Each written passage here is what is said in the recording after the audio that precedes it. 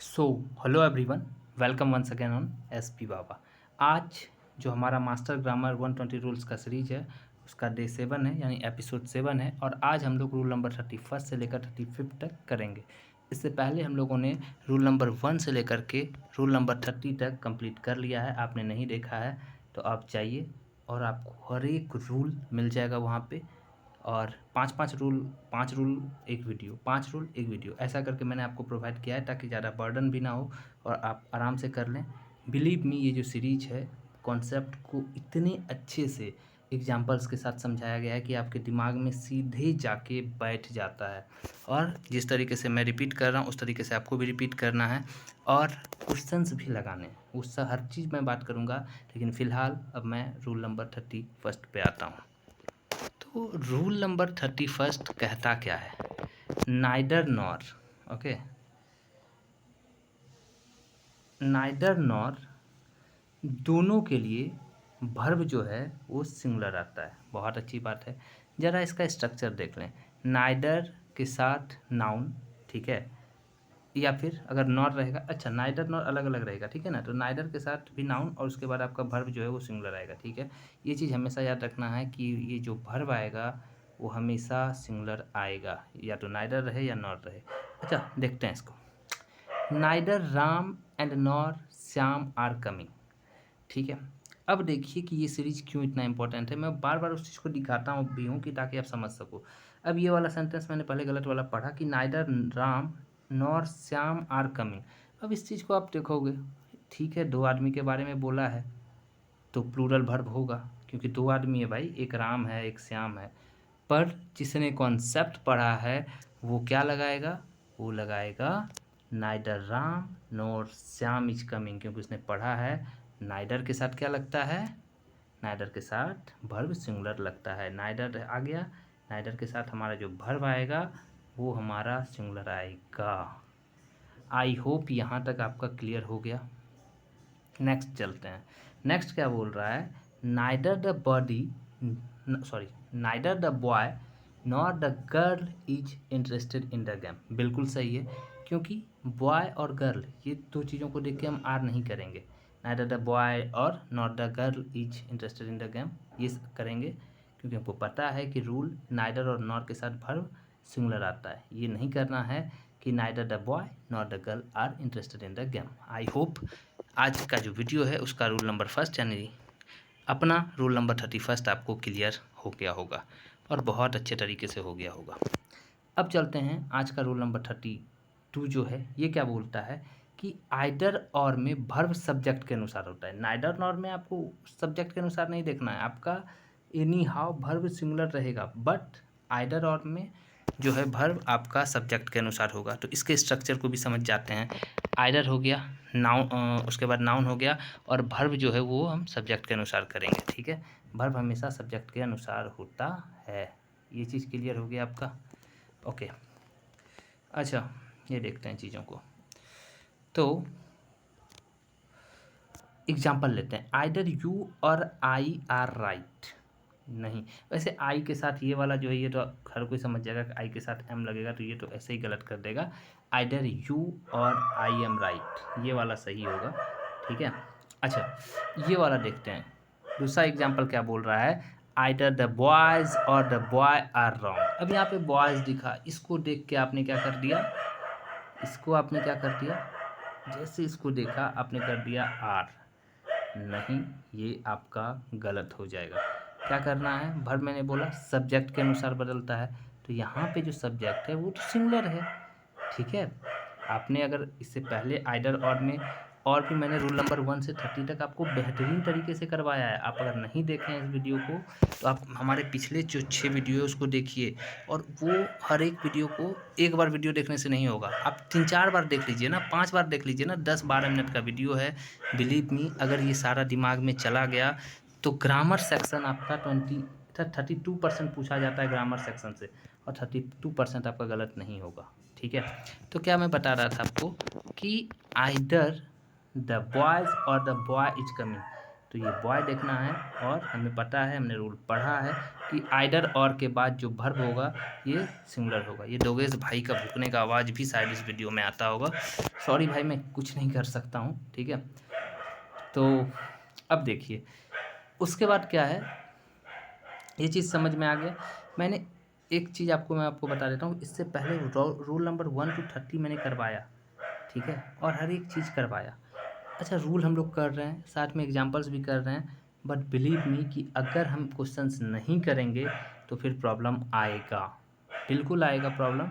क्योंकि रूल याद तो कर लेंगे, जैसे आप ट्रिग्नोमेट्री फार्मूला याद तो कर लेते हैं, ज्योमेट्री फार्मूला याद तो कर लेते हैं, बट जब तक क्वेश्चन नहीं लगाते हैं वो फार्मूला का कोई फ़ायदा नहीं होगा। उसी तरीके से ये रूल है, तो इसके क्वेश्चंस भी लगाएंगे हम लोग, तो बिल्कुल परेशान नहीं होना है। आप चैनल पर आए हैं, अगर पहले से हैं तो आपको पता ही है कि ये रूल का क्या वैल्यू है, और अगर पहली बार आए हैं तो चैनल को लाइक कीजिए, सब्सक्राइब कीजिए और शेयर कीजिए, क्योंकि मैं बहुत जल्द आपको टॉप 500 क्वेश्चन सीरीज लाऊंगा, और वो आपको इस आने वाले एसएससी के तमाम एग्ज़ाम में बहुत हेल्पफुल होगा। क्योंकि इससे क्या होगा कि आपको ये जो रूल वगैरह जो भी हो रहा है ना, ये आपको सीधे दिमाग में छप जाएगा। ओके, तो ये आइदर और क्लियर हो गया। ओके, नेक्स्ट चलते हैं नॉट और अनटिल। अच्छा, नॉट और अनटिल क्या होता है? इसका मतलब होता है तक नहीं, तब तक नहीं। इसका जो मतलब होता है, ये मतलब होता है तब तक नहीं। भाई कब तक नहीं? तो तब तक नहीं, ठीक है। और नॉट के साथ जो वर्ब होता है वो बेस फॉर्म में होता है, और प्लस अनटिल और प्लस क्लाउज होता है। तब तक वर्ब नहीं है, ये तो सबको पता है भाई, तब तक वर्ब नहीं है। ओके, अच्छा एग्जाम्पल से समझते हैं। Don't start the car until I comes. Don't start the car until I comes, ठीक है। तो यहाँ पे बेस अपना, मैंने क्या बोला, इसी के लिए भी ये ट्रिक मैंने साइड में लिखा है कि नॉट रहे अनटिल रहे, उसमें वर्ब जो है अपना बेस फॉर्म में आएगा। ये कम्स तो बेस फॉर्म में नहीं है अपना, तो बेस फॉर्म में क्या है, कम है। इस वजह से सही कौन सा हो गया, ये वाला, कि don't start the car until I come. I hope यहाँ तक आपका क्लियर हो गया होगा। नेक्स्ट है she will not go until you call sir. फिर वही कॉल्स, मैंने क्या बोला है भाई, वर्ब जो है ना नॉट और अनटिल में, इसमें इसी चीज़ में गलत होता है। तो कहाँ पे क्या गलत होता है वो भी मैं बता रहा हूँ, कि she will not go until you call her, तो ये सही है। कहाँ पे क्या गलत होगा, बहुत अच्छे तरीके से मैं चीज़ों को आपको क्लियर कर रहा हूँ। अगर आप ये वीडियो आपको अच्छा लग रहा है तो प्लीज़ शेयर कीजिए, क्योंकि जितना ज़्यादा लोगों के पास पहुँचेगा ये वीडियो, उतना आपको फ़ायदा होने वाला है, ठीक है। मुझे और मोटिवेशन मिलेगा, मैं और जल्दी जल्दी वीडियो डालूँगा। थोड़ा ना मैं रुक जाता हूँ, बहुत भूखने की आवाज़ आ रहे हैं। नेक्स्ट जो है हमारा rule number 34।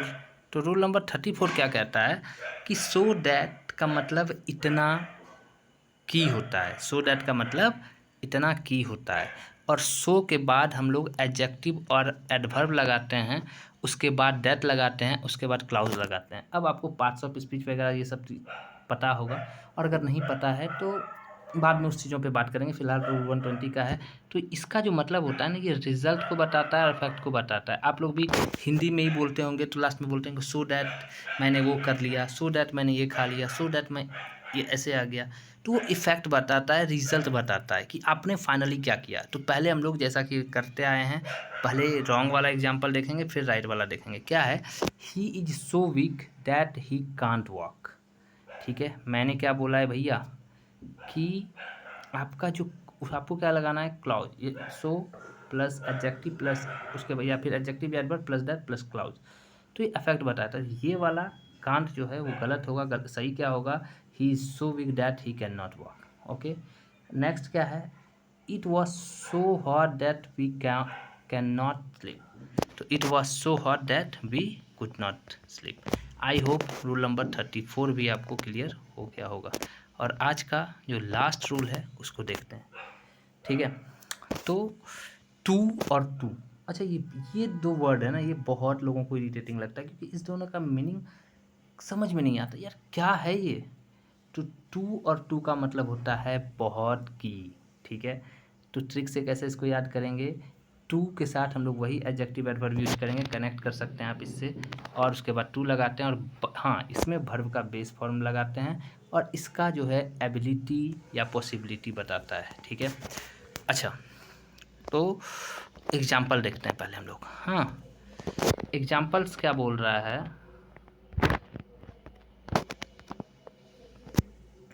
He is too young to understand, he is too young to understand. यहाँ पे आपका देख लीजिए मैंने क्या बोला, बेस फॉर्म जो है आपका वर्ब होगा।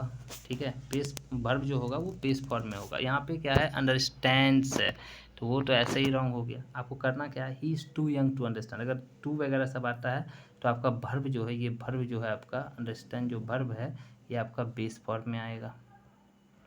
आई होप आपको यहाँ तक क्लियर हो गया। ओके, तो नेक्स्ट एग्जाम्पल इसका क्या है वो देख लेते हैं।